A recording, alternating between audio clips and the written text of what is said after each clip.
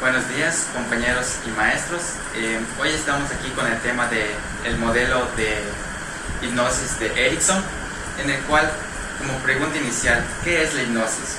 Bien, la hipnosis se puede entender de dos maneras. Por un lado, como un tipo de terapia psicológica y por el otro, como un estado de inconsciencia o de relajación al que obviamente se llega a través de un proceso de hipnosis. ¿Esto cómo se da? Bueno, pues es un dicho estado que es similar al sueño y se consigue a través de la sugestión y la sumisión de voluntad de la persona. En este caso, ante las órdenes que nos da el terapeuta. Por lo tanto, también la hipnosis es una psicoterapia que es ampliamente utilizada. A través de ella se consigue lo que es obtener un estado agradable de bienestar y relajación. También esto puede ayudar a potenciar lo que es un pensamiento activo. Y pues uno de los creadores fue Milton Erickson, quien desarrolló ciertas adaptaciones e innovaciones a la hipnosis clásica.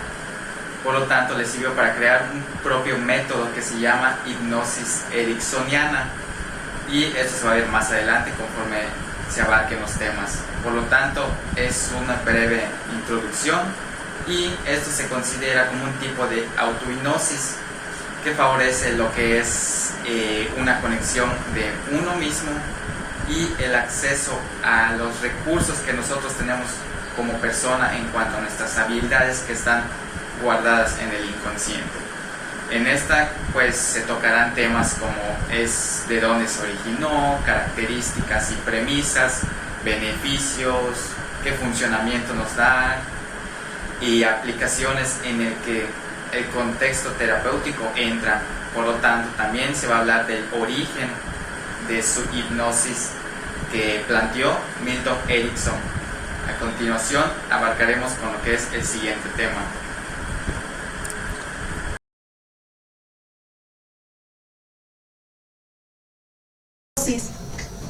Es una forma de comunicación terapéutica directiva basada en la relación estrictamente complementaria de las terapias.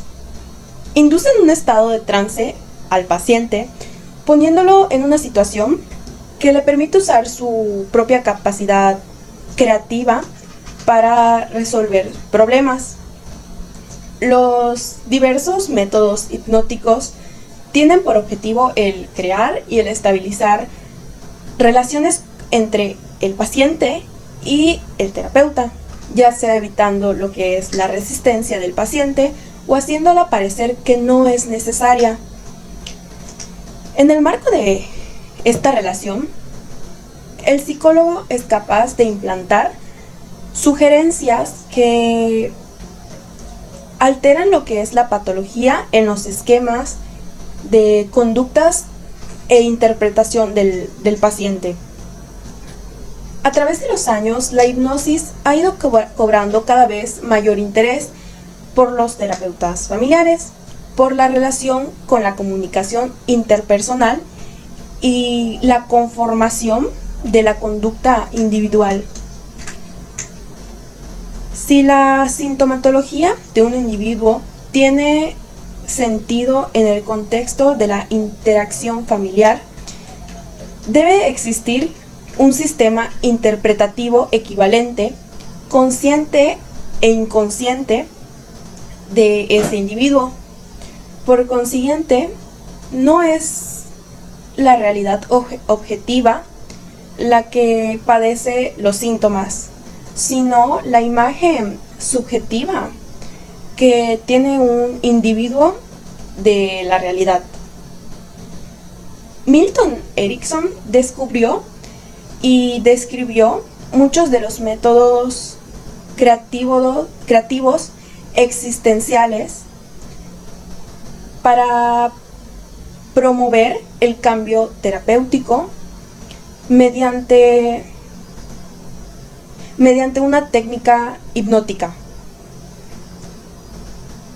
Erickson no concebía como una teoría a la hipnosis, por lo que en sí, a su juicio, era como un accesorio de cualquier tipo de terapia, porque él consideraba que la influencia de la hipnosis sobre casi todas las formas de terapia no había sido aceptada en su totalidad.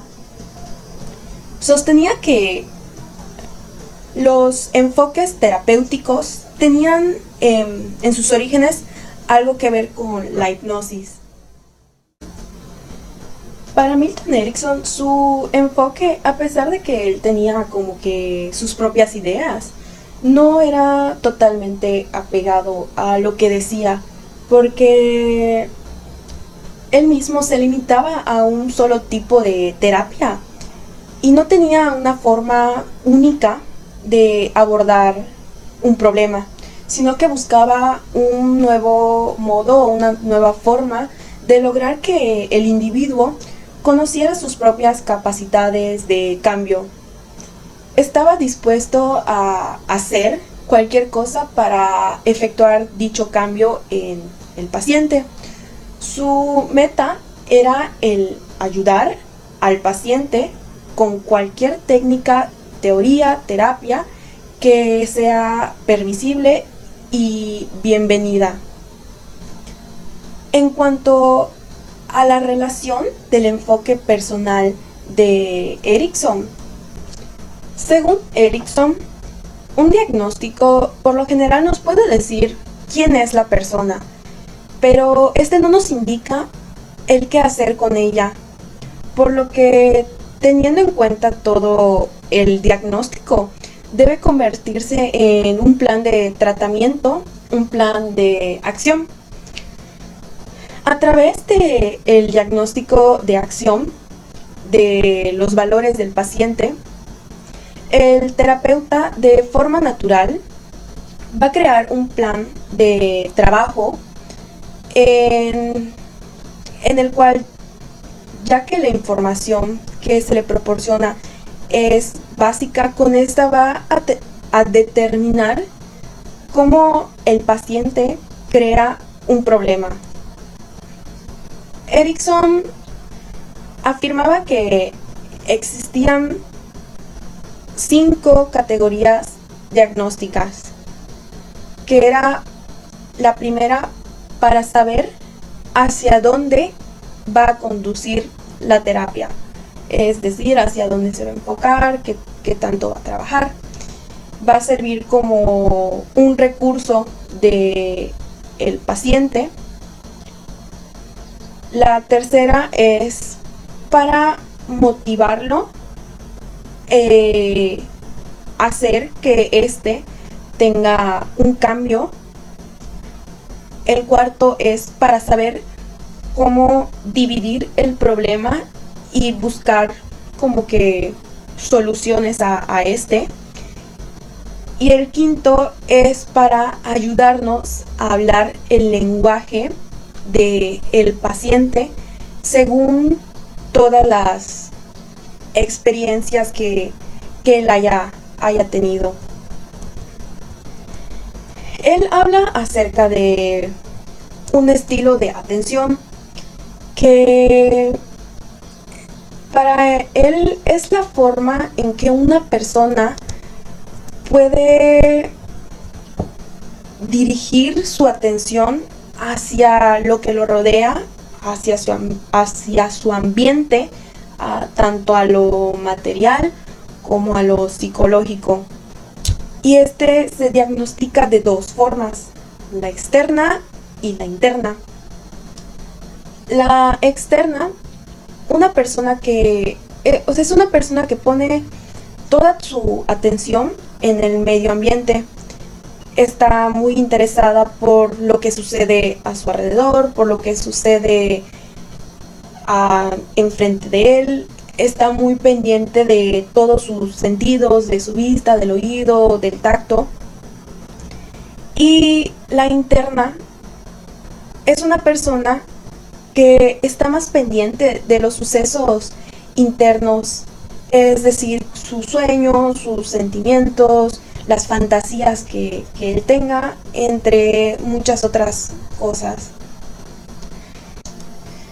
Debemos de aclarar que todas las personas poseen esas características, pero también tendemos a irnos un poco más hacia alguna de ellas, por lo cual lo importante no es estar balanceado ni encontrarse en el centro, sino tener una flexibilidad para moverse de un lado a otro de acuerdo a los requerimientos de la tarea que cada uno tenga en ese momento. Nuestro foco terapéutico va a centrarse en aquellas categorías que percibamos como más desbalanceadas. El poder conocer estas categorías diagnósticas nos permite empezar en el punto en el que el paciente se encuentra y movernos en dirección opuesta para poder balancear un poco más su mapa o su percepción del mundo. Hasta cierto punto nos dice y nos muestra hacia dónde orientar la terapia, cómo el cortarla a la medida de cada uno. Un ejemplo de esto sería cuando un paciente está deprimido o psicomático, sufre el dolor físico, es una persona muy orientada al interior, pero de igual modo sabemos que debe tener un montón de experiencias de cómo estar atento al exterior, y lo único que tenemos es hacer que las condiciones para que el paciente haga sufrir esos recursos, pero siempre acercándonos a esa persona desde su propio marco de referencia, por lo cual podemos empezar la terapia desde un punto interno y poco a poco empezar yéndonos hacia lo externo. Este tipo de diagnóstico debemos de tomar en cuenta todas las fuerzas intrapsíquicas, como lo son las interpersonales, referidas a la forma en que uno procesa la información y de igual modo cómo la relaciona. En cuanto a estas últimas, es importante conocer la estructura familiar del paciente, es decir, con los que convive. Para ello es necesario preguntar, aparte del nombre, la dirección de teléfono, en su estado civil, el número de hermanos o hermanas, los nombres y todos los datos básicos que se necesitaría de tanto de la persona como de la persona que lo rodean, lo conforman. También si éste creció en un ambiente rural o urbano, es parte importante, y esto se relaciona con los aspectos sociales y de interrelación que establece una persona en cuanto a su ambiente. De igual modo se sabe que el hecho de nacer en cierta posición entre hermanos y con cierto sexo de ellos puede marcar la personalidad. Se dice que un hijo mayor o un hijo único tiene a ser más intelectual, más íntimo y protector de los demás. Los hijos de intermedios tienden a ser más rebeldes, más amistosos, más artísticos, y los hijos menores tienden a ser más conciliadores, a dividir las diferencias, a ser más complacientes, y estos rasgos pueden ayudarnos a hablar y hacer tareas sobre la base del lenguaje experiencial de cada persona. Consideramos que el utilizar este tipo de herramientas diagnósticas en la práctica psicológica enriquece de algún modo el acervo clínico, así como lo son las posibilidades de cambio en el paciente, y realizando una terapia más breve, concisa y eficaz. Por último, se considera importante recordar lo que Erikson decía acerca de que los problemas de la gente no se resolverán tratando de buscar soluciones externas a él, o sea, modificando su ambiente o tratando de hacer consciente o inconsciente por medio del insight, sino que hay que buscar soluciones dentro del mismo paciente, demostrándole que solo él y sus aprendizajes, sus experiencias inconscientes son capaces de provocar cambios positivos en Muy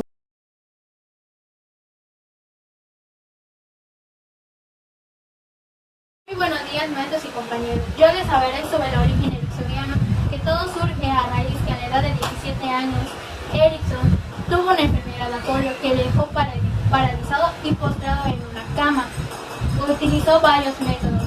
Como un método efectivo que utilizó fue la autohipnosis a través de un espejo, para bloquear los pensamientos conscientes. La hipnosis se divide en dos maneras: uno como un estado de terapia y un estado de relajación, que se lleva a través de un estado hipnótico. De esta forma, Erikson desarrolló ciertas adaptaciones e invocaciones a la hipnosis clásica, que consiste en focalizar la atención consciente en una forma plena que nos lleva a un estado de meditación. El funcionamiento de esta pretende crear nuevas posibilidades al sujeto para afrontar nuevos retos, los cambios y nuevos hábitos. El propio Erikson define la hipnosis ericksoniana como un proceso comunicativo con la mente y consigo mismo, a través del cual la persona logra concentrarse en sus propios pensamientos, recuerdos, creencias y valores que tiene sobre la vida.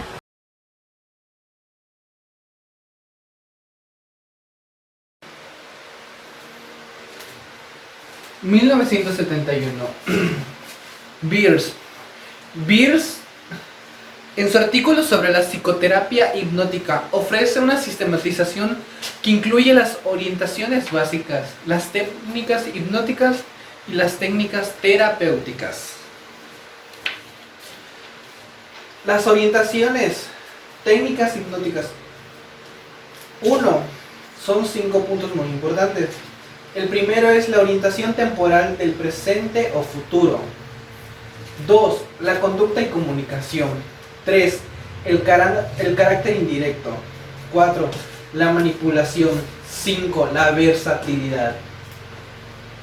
Luego Beers expone las técnicas de intercalación, que en este caso son 4. 1. La inducción estándar. La inducción estándar intercalada con el palabrerío se utiliza para cuando el paciente no manifiesta el problema central.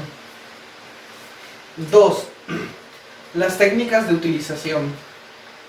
Estas se utilizan cuando hay resistencia por medio del paciente que no ayuda a la hipnosis y la terapia.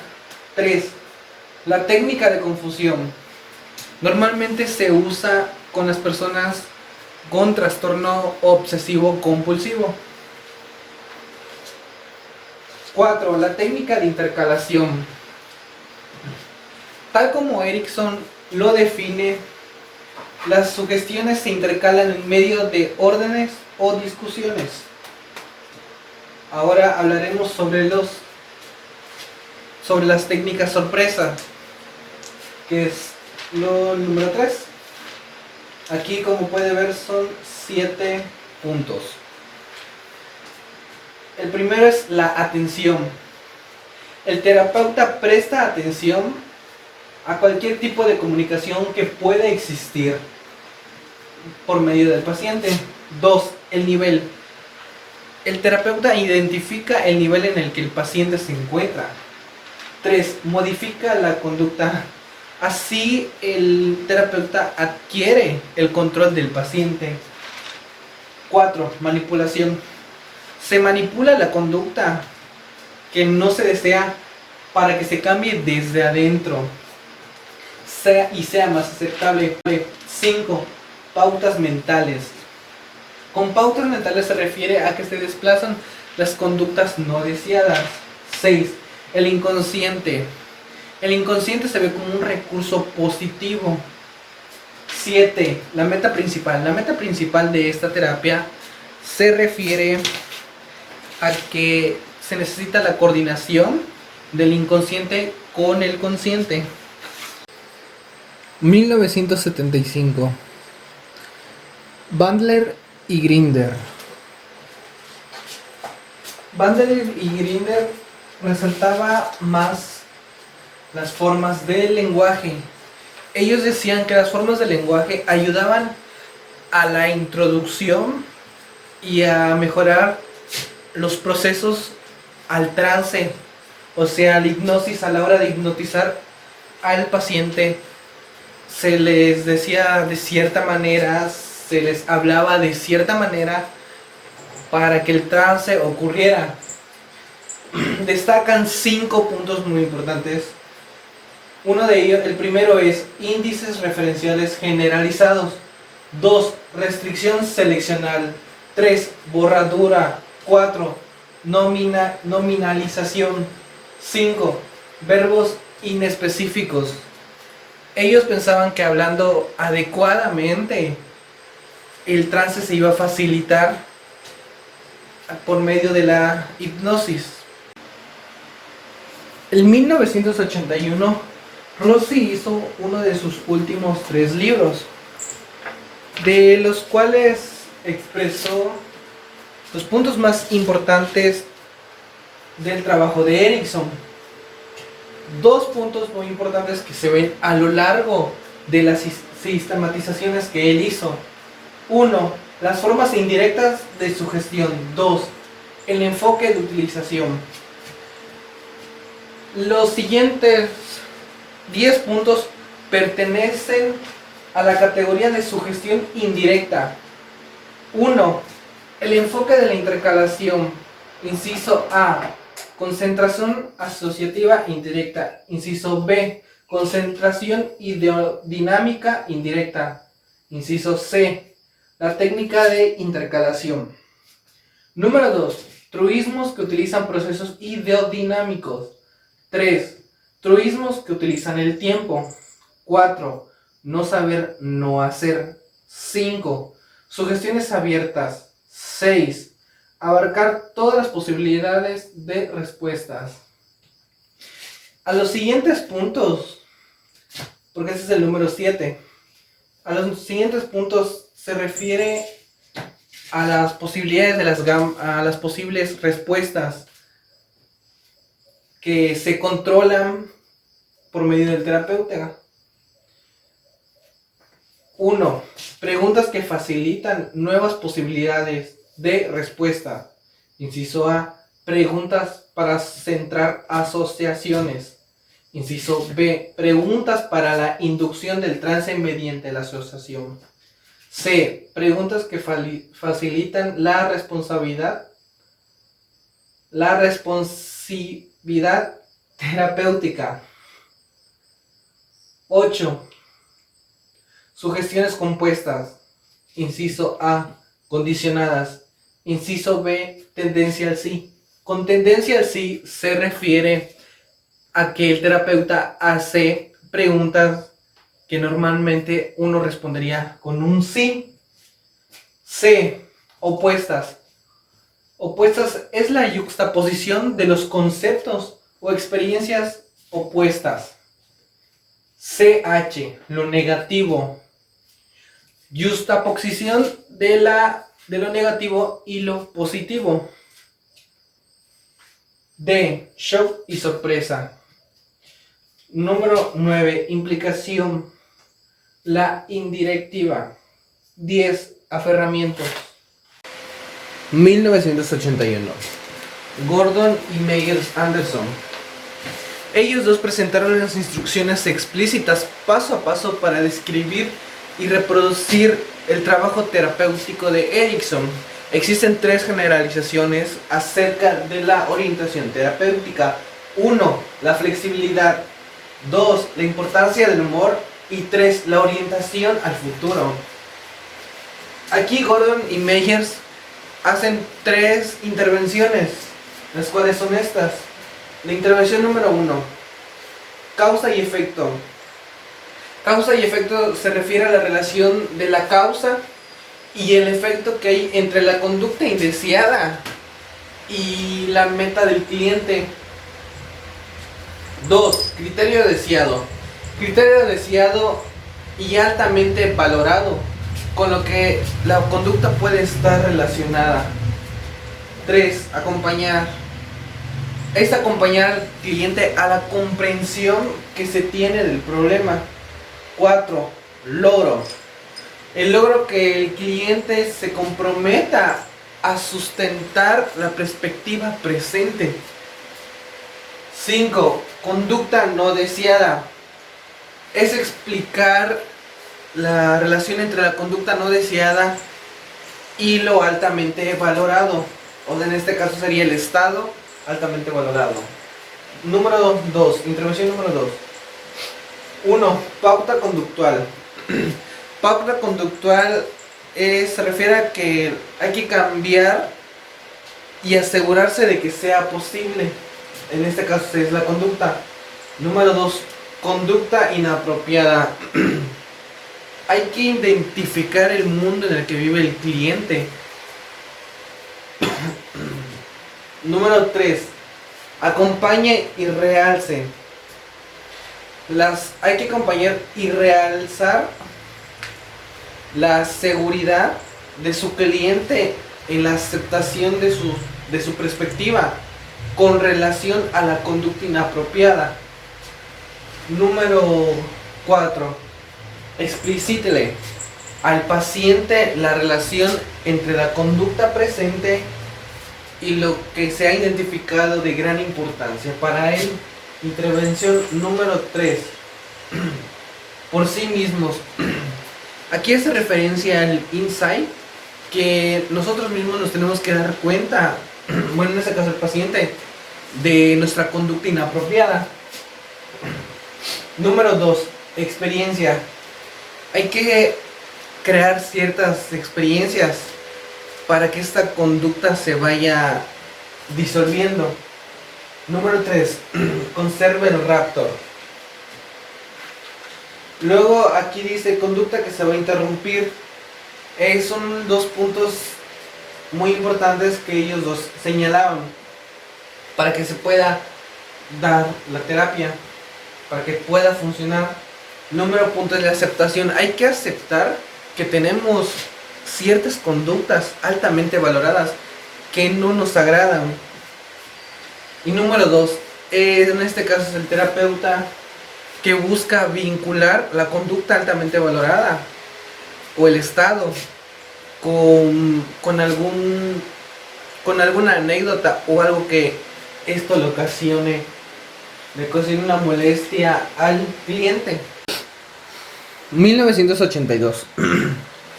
Homer presentó un modelo basado en la obra de Erikson sobre las técnicas terapéuticas. Este autor divide las funciones de Erikson en 3. 1. la movilización de los factores que promueven el cambio. 2. La creación de mojones que faciliten el cambio. 3. Modificación y descontextualización del síntoma. Ahora, vamos con la categoría de las movilizaciones de las fuerzas. 1. La capitalización de la desdicha. Hace referencia a que se alienta al compromiso del paciente. 2. La técnica de la olla de presión. Se eligen los impulsos, en este caso, crecientes que apunten al cambio. 3. El trabajo de Hitchcock. Aquí suscita al paciente acerca de un problema vital. Luego, las creaciones de los mojones que faciliten el cambio. 1. La obertura dramática. Es el tratamiento con demostraciones exageradas. 2. Precompromiso. El paciente acepta persistir en las órdenes del terapeuta. 3. Consumar la clausura. Aquí se proporcionan indicaciones claras de que la terapia está por terminar. 4. La ordalía terapéutica. Es una intensificación extrema que presenta el terapeuta y esto conduce a una ordalía. 1983. Steve y Carol Langdon presentan un modelo que describe el trabajo de Erickson. En primer lugar, se presencian 3 rasgos que tipifican un enfoque diccionario. 1. Carácter indirecto. 2. Disociación consciente-inconsciente. 3. Utilización de la conducta del paciente. Luego vamos a los principios que subyacen. 1. Las personas actúan en concordancia con sus mapas interiores y no con la experiencia sensorial. 2. En cualquier momento dado, una persona opta por lo más conveniente para ella. 3. La explicación, teoría y metáfora. 4. Respetar todos los mensajes del cliente. 5. Enseñar a optar. 6. Los recursos que necesita el cliente residen en su historia personal. En estas ocasiones puede ser en el pasado debido a sus anécdotas. 7. Modelo del mundo. Hace referencia a que cada persona tiene un mundo diferente. 8. Capacidad de opción. La capacidad de opción que tiene cada uno como paciente. 9. No comunicar. Uno como paciente no comunica. 10. Fragmentado. Hace referencia a que el terapeuta, si es largo el trabajo, lo fragmenta en partes. 11. Nivel psicológico. El terapeuta busca el nivel psicológico en el que se encuentra el paciente. El flujo de la inducción. 1. Se orienta al trance. 2. Atención y raptor. 3. Disociación.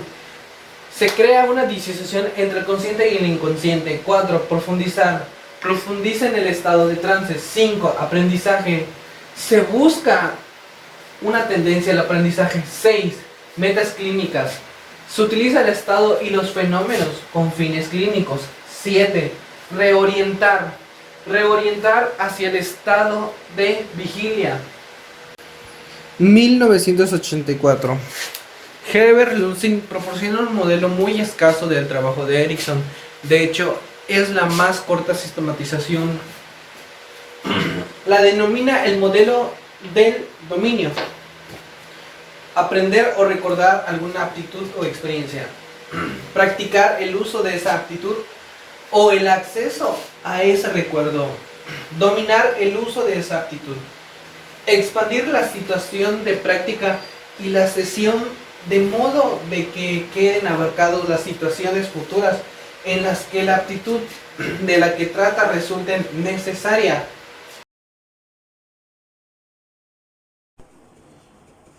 Buenos días, compañeros, maestro. Yo les vengo a hablar o les voy a dar una pequeña introducción sobre la programación neurolingüística, o en sus abreviaciones PNL. La programación neurolingüística es una disciplina que trata de explicar cómo funciona nuestro cerebro y definir los patrones mentales que nosotros tenemos. Esto es con el fin de facilitar el conocimiento de nosotros mismos y permitirnos cambiarlos utilizando determinadas técnicas en el objetivo de optimizar nuestra capacidad de comunicarnos.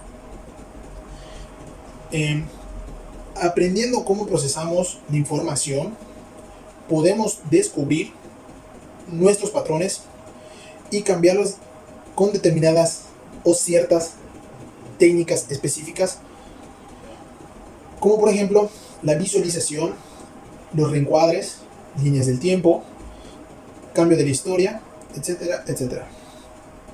A través de la programación neurolingüística también adquirimos conciencia del lenguaje y de la importancia del buen uso que se le debe de dar al lenguaje, ¿no?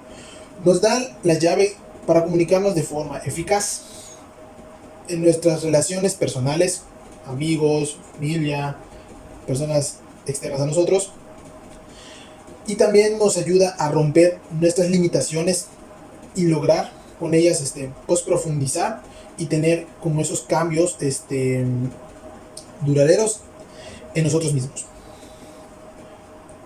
También, ¿qué es la programación neurolingüística?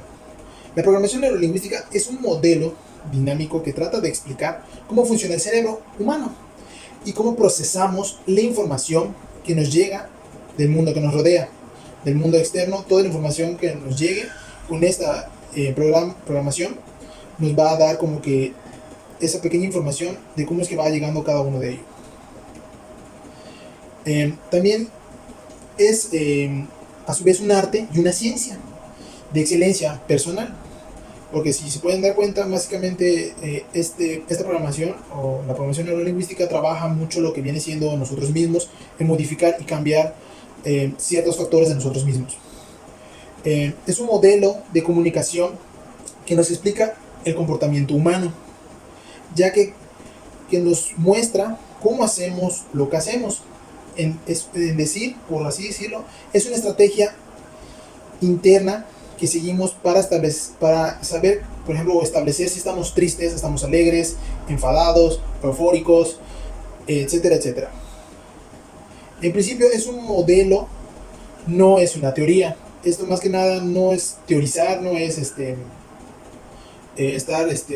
pues sí, más que nada teorizando, sino que es más que nada, como lo dice, es un modelo que en su campo es modelar las funciones y no teorizar sobre eso, ni conectarse con los sistemas o enfoques de psicología o fisiología.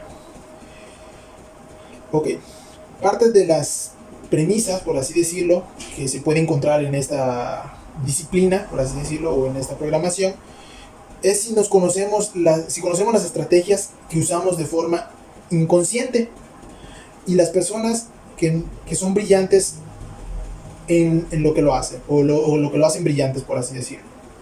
Podemos aprender a utilizar dichas estrategias de forma consciente.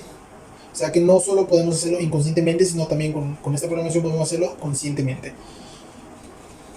Para ser más exitosos en nuestros trabajos, o sea, que lo que nos está dando a entender con esto es de que podemos nosotros aprender de manera consciente para lograr el éxito en trabajos y también para gestionar más eficazmente nuestros comportamientos o nuestros estados emocionales.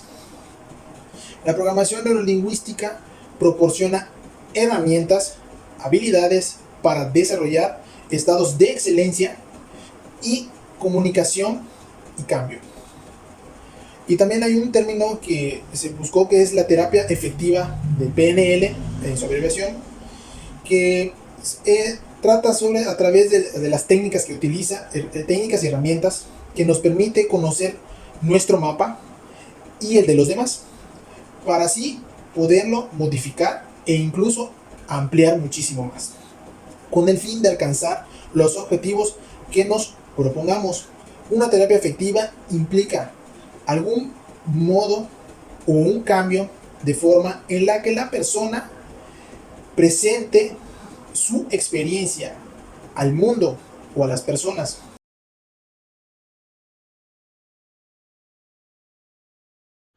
Buenos días, compañeros. Siguiendo con el tema de neurolingüística, yo les voy a hablar acerca de su origen. Bueno, la PNL empezó a principios de los años 70 como resultado de la colaboración entre John Grinder, quien era en ese entonces profesor ayudante de lingüística en la Universidad de California en Santa Cruz, y de Richard Bender, estudiante de psicología de esta misma. Bueno, juntos estudiaron a lo que fueron 3 psiquiatras, el cual fue Fritz Perls, el cual es conocido por ser el creador de la escuela de terapia conocida como Gestalt, Virginia Satir, la cual es una psiquiatra familiar, y por último tenemos al famoso hipnoterapeuta Milton Erickson. Entre Bender y Gilden no tenían más que nada la intención de crear una nueva escuela de terapia, sino más bien lo que querían eran identificar estos patrones que tenían estas personas para posteriormente divulgarlos. Aunque los 3 psiquiatras tenían personalidades totalmente diferentes, los 3 empleaban patrones sorprendentemente similares. Esto fue lo que tomaron y de ahí se basaron para construir el modelo, que es el PNL. Bueno, más que nada se utilizaría para emplear una comunicación efectiva, un cambio personal, para un aprendizaje acelerado y por supuesto para un mayor disfrute de la vida. Plasmaron todos sus descubrimientos iniciales en 4 libros, los cuales se publicaron entre 1975 y 1977. La PNL se desarrolló en 2 direcciones. En primer lugar, como un proceso para descubrir los patrones, para sobresalir en el campo, y en segundo lugar, como una forma efectiva de pensar y comunicarse, empleadas por personas sobresalientes. Estos patrones y habilidades pueden emplearse en su propio provecho de la persona y también introducirse en un proceso para ser aún más poderoso. Este modelo se ha utilizado a lo largo de los años y ha sido un gran éxito. Por lo tanto, su demanda ha crecido rápidamente. Bueno, el nombre tiene el siguiente significado.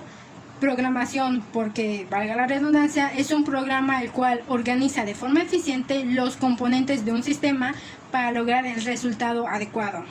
Neuro, porque todo comportamiento es el resultado de un proceso neurológico. Y lingüística, porque los procesos neurológicos son expresados mediante un lenguaje verbal y corporal.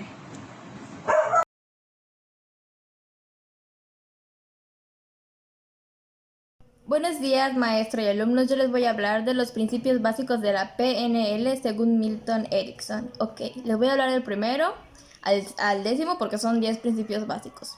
Ok, el primero. Las personas se orientan en el mundo según su mapa mental. No es suficiente con abrir los ojos y ver qué hay a tu alrededor. Es saber cómo interpretar lo que estás viendo, o sea, utilizar tu percepción, saber cómo la percepción va a influir en la forma en la que tú veas el mundo y cómo eso va a influir en tu mapa mental. El número 2. El mejor mapa es aquel que muestra más caminos. Cuantas más posibilidades haya, más exacto será el mapa y más probabilidad de llegar a la meta habrá. Número 3. Detrás de cada comportamiento se muestra una intención positiva. Este principio crea cierta controversia. Por ejemplo, vamos a intentar abrir el mapa mental para comprenderlo. Detrás de cada comportamiento se encuentra una intención positiva. ¿Qué puede haber de positivo en un enfrentamiento con un compañero de trabajo? Es una discusión que se sube de tono. Se crea un estado de tensión muy incómodo, nadie discute por gusto, por lo tanto, pues un comportamiento nunca se va a generar como porque quiera que se cree de manera negativa. Número 4. Cada experiencia tiene su estructura. Mediante un cambio de los elementos de una composición se puede modificar su efecto global.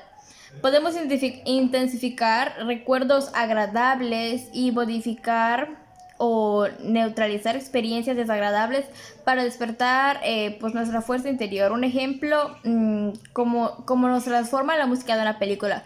Por ejemplo, lo que haya, por ejemplo, en una película como banda sonora y así, es lo que le da un cierto sentido a una escena, a la frase de algún personaje, etc. 5. Todos los problemas tienen solución, aunque parezca raro. Al igual que las experiencias, los problemas también tienen su estructura. Un problema es un muro que aparece ante nosotros en el medio del camino. Mientras veamos ese muro como una barrera infranqueable, o sea, que no se pueda romper, no podremos encontrar ninguna solución. Si observamos detenidamente el muro y lo analizamos, comprobaremos su altura, su grosor y de qué está hecho, o sea, todas esas cosas. Entonces, vamos a tener una visión más amplia de cómo poder superar ese obstáculo. Por eso es muy importante el tercer punto, que es el de la percepción. Entonces, eso quiere decir que todos los problemas tienen solución. Número 6. Cada persona dispone de las fuerzas que necesita. Esto se refiere a el pilar de ese principio tiene que ver con el crecimiento y desarrollo personal. Una de las características más destacables que tiene que ver con la fuerza de voluntad y la motivación.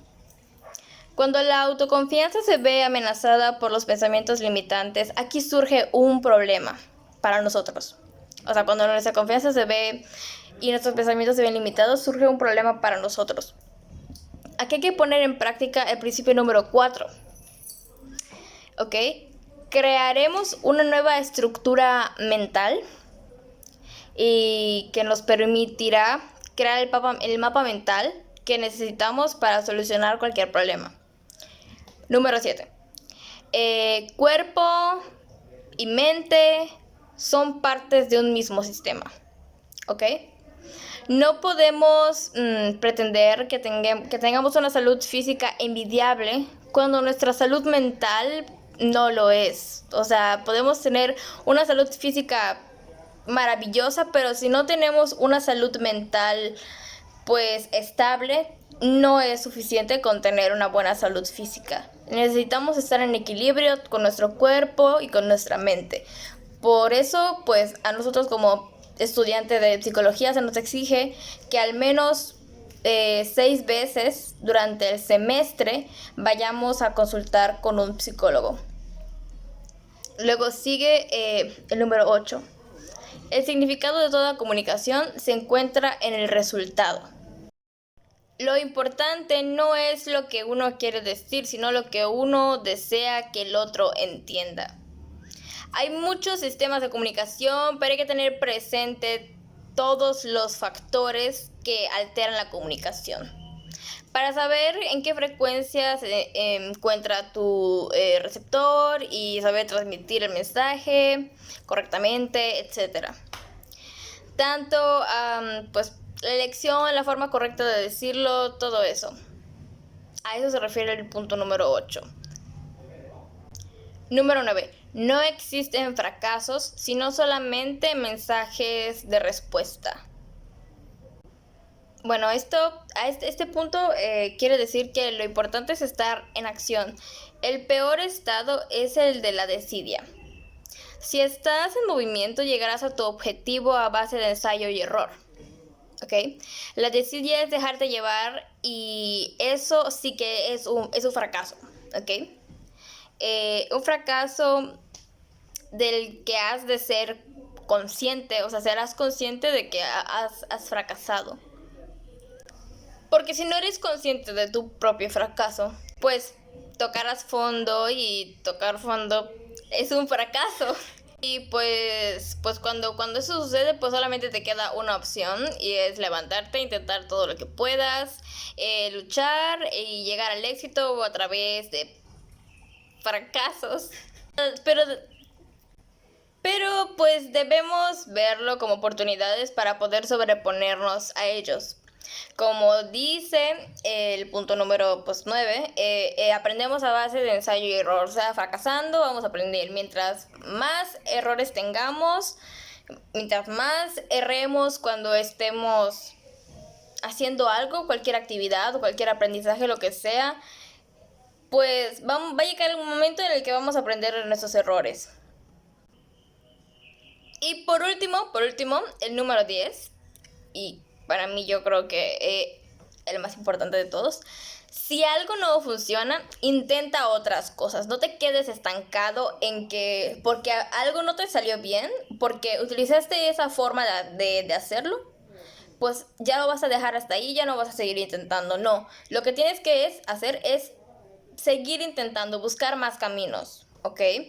Es importante reconocer y cambiar los comportamientos o actuaciones que no nos estén aportando los resultados que esperamos.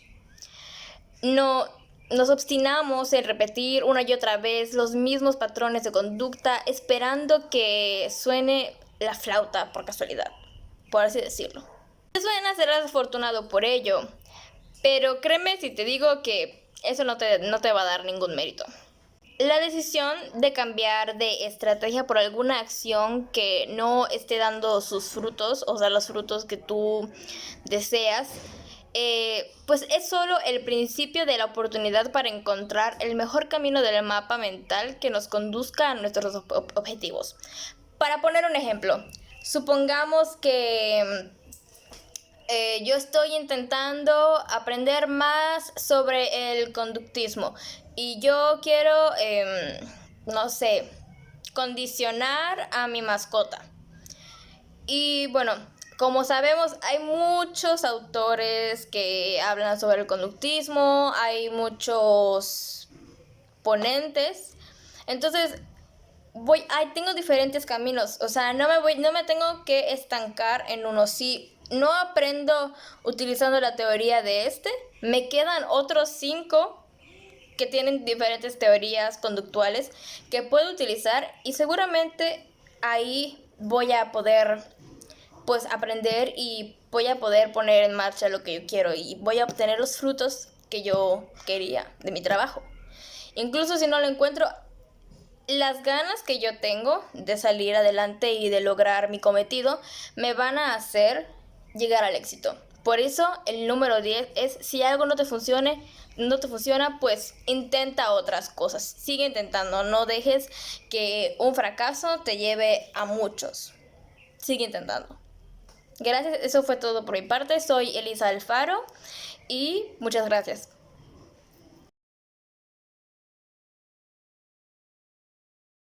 Llegado a este punto del video, quizás tengas algunas dudas respecto a este tema que estamos compartiéndote. Déjame decirte algunos aspectos importantes para que puedas entender mejor este tema y no te pierdas tanto.